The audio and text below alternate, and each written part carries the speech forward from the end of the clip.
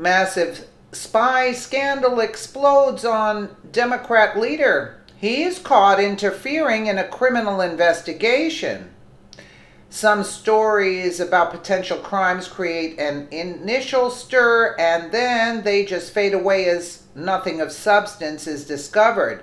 Then there are those that will not go away. While they might not drop major bombs, there is a continual drip of information that keeps the story alive as more allegations are made or facts uncovered.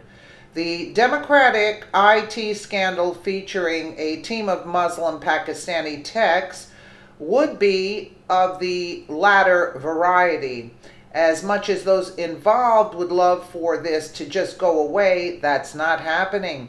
There is a growing sense that some very serious infractions occurred here and that the Democratic congresspersons who employed this bunch might not be entirely ignorant of what was going on. The fact that the ringleader of this IT team, Imran Awan, has been arrested by the FBI and indicted on felony charges only fortifies suspicion. Former DNC chair Congresswoman Debbie Wasserman Schultz is neck deep in this scandal. Now we learn that Awan is alleged to have transferred data to a secret server he set up.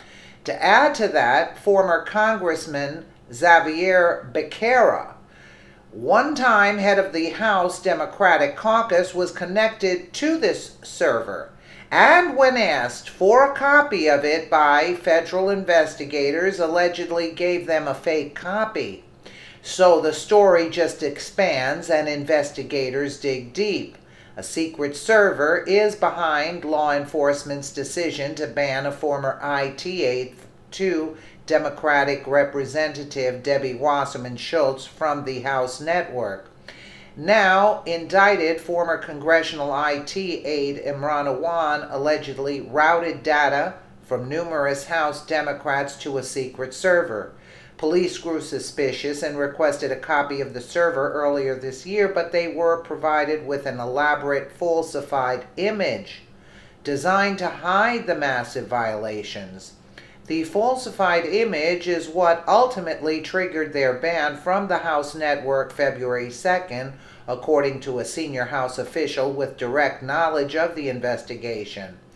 The secret server was connected to the House Democratic Caucus, an organization chaired by then Representative Xavier Becerra.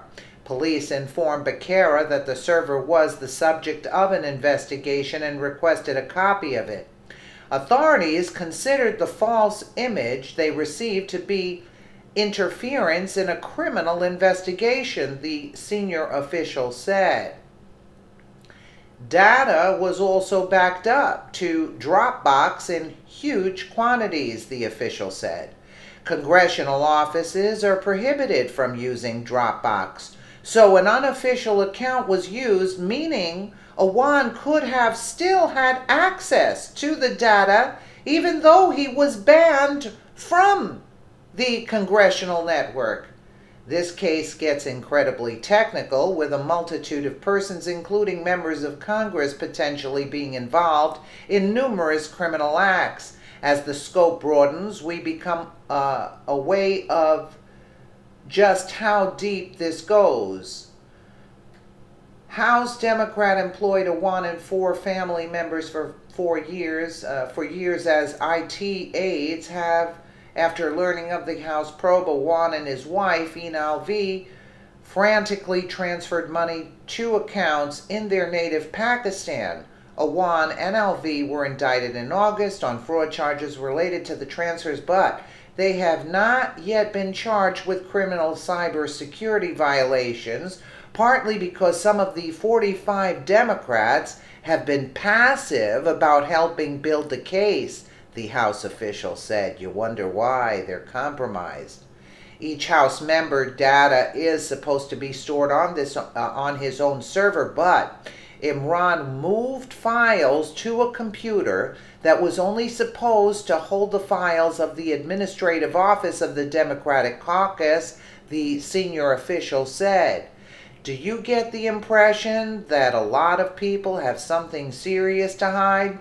When a case develops this far, it becomes very difficult to write things off as just coincidences or a series of unrelated events that appear to be crimes, but which can be easily explained away.